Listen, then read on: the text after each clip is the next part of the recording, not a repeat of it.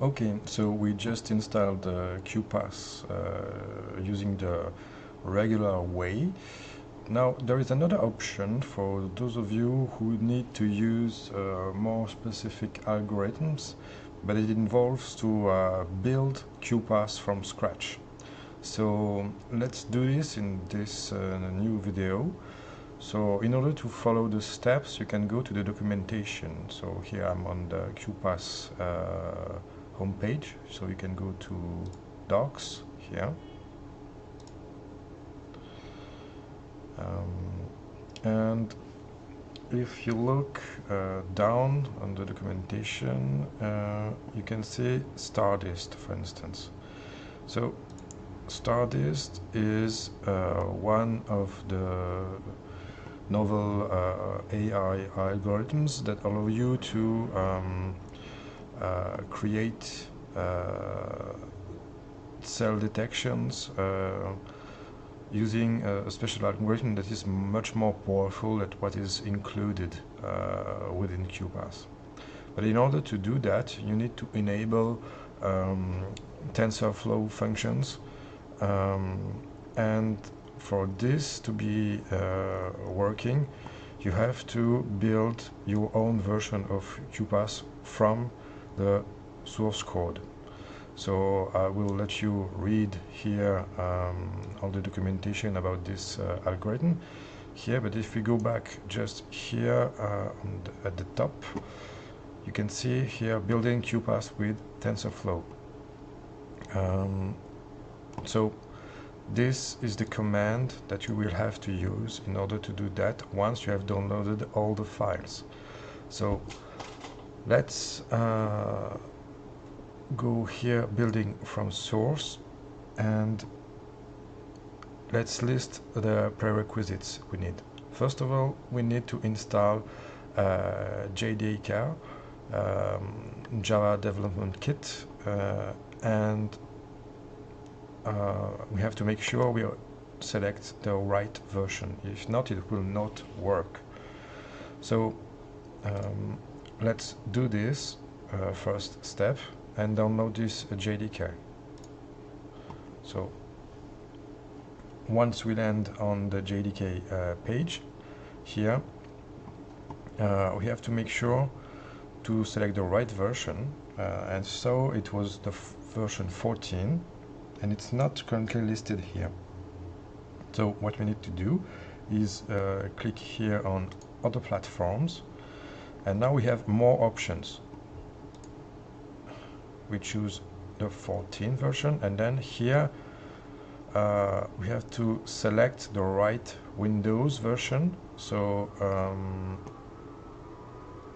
here we have Linux, Windows, again Windows, but this time in 64-bit version. And then here you have several installation files again. So what we want is the JDK here for Windows and the 64-bit version, because this is the one that is usually installed nowadays. So let's download this package here and let's install it.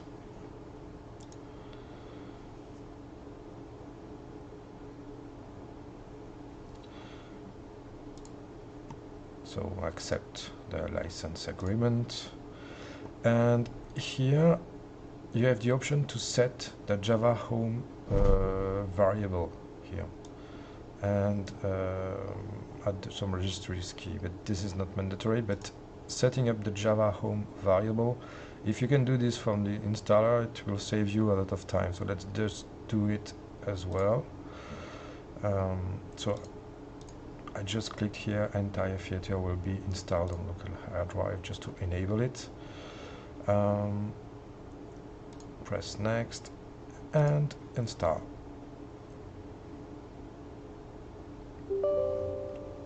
So I just have to enter some administrative credentials.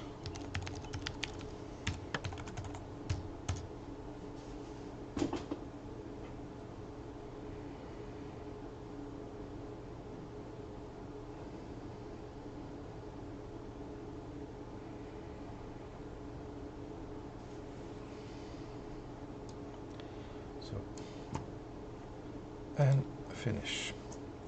So let's go back to the installation page here, building it from source.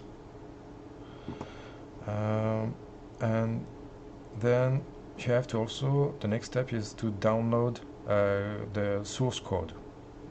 So you have several versions to do that. So if you're familiar with GitHub Desktop, I would use GitHub Desktop, but most of you probably won't. So just navigate to the website here. So I just open it in a new tab here, and if you follow the instructions, you can press clone or download and choose open desktop. So let's see if we can download this. So usually it's here, download zip here, and here we go. Hopefully I have downloaded everything. Let's just check it. Show it folder. Thank you. You can right click and extract this here. Extract all. Yeah. Let's just extract this right here in the downloads folder, just to check if we have everything.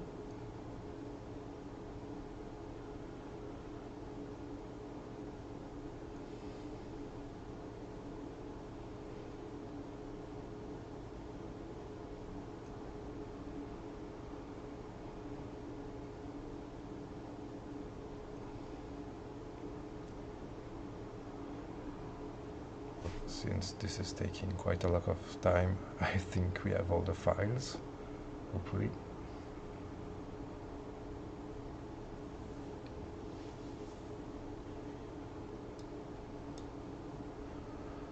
Okay. Yes, and so here you can see we have all the files. So just for the sake of clarity, I would just rename this folder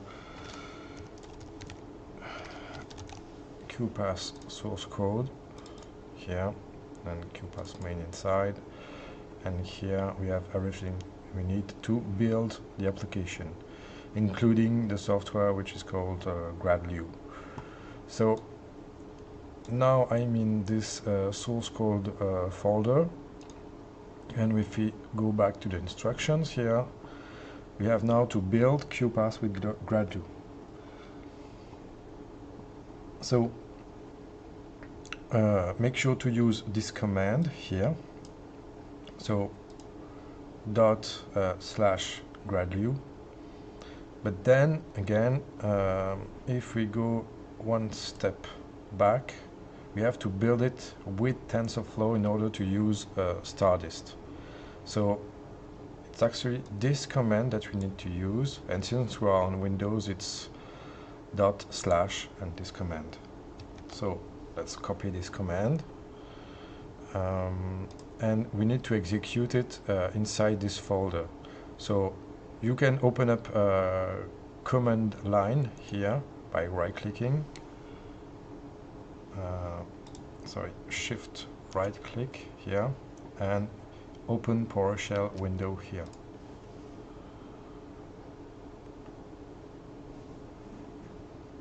Just wait for the prompt. Here we go.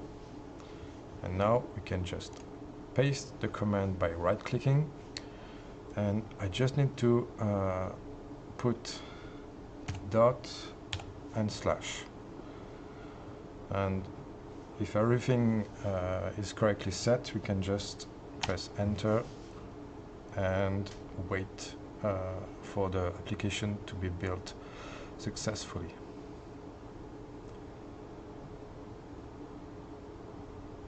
So now the small script will download everything that is needed to create and update the packages needed to build the software.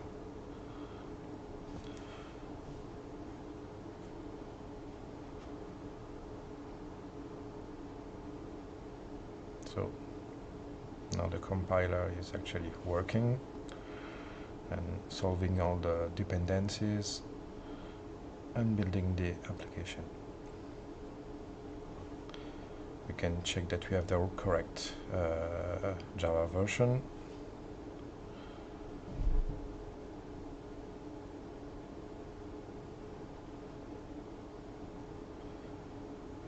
And here we can also see at the top that the option was to compile it with TensorFlow enabled, and the version that is using CPU and not GPU.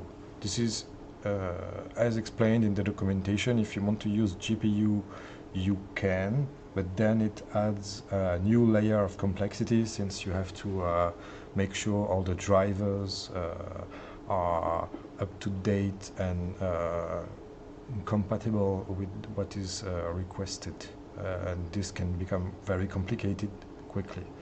So let's just keep it as simple as possible, and there is no real gain anyway, as long as you don't have a very intense use of GPU. The algorithms used for AI, for StarDist for instance, is not that much influenced by the GPU aspect of it.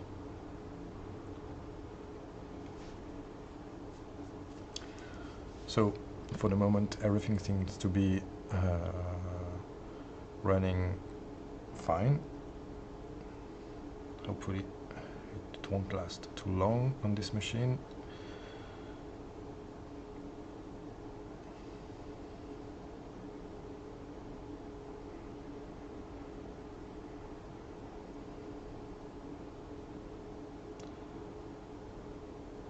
Once the build is complete, you should be able to see a successful message.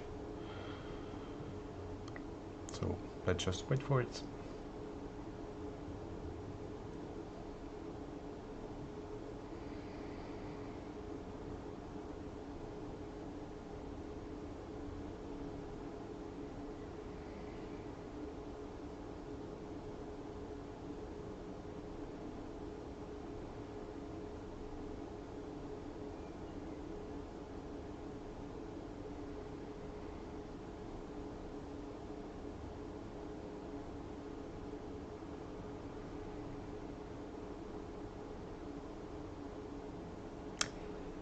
And here we go, build successful. So now we should have our Qpas version with TensorFlow enabled. So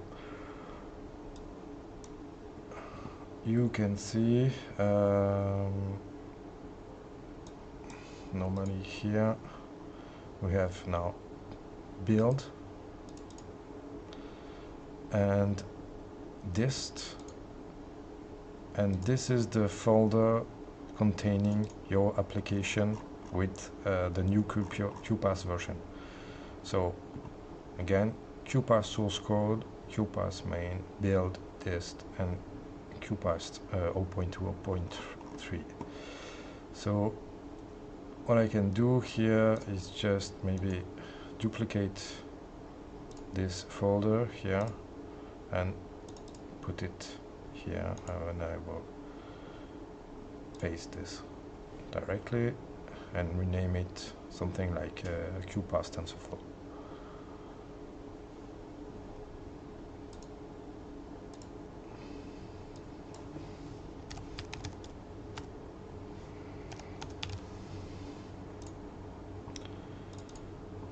And just to avoid confusion, here let's create a shortcut and rename the shortcut as well, Qpas TensorFlow.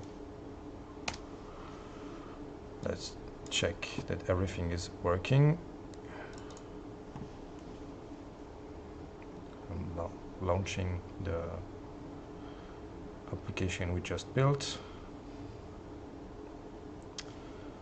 And since it's sharing the same preferences as the other one, we don't have the startup message, but now we have the right version that is working with StarDist scripts. So next step, how to use StarDist.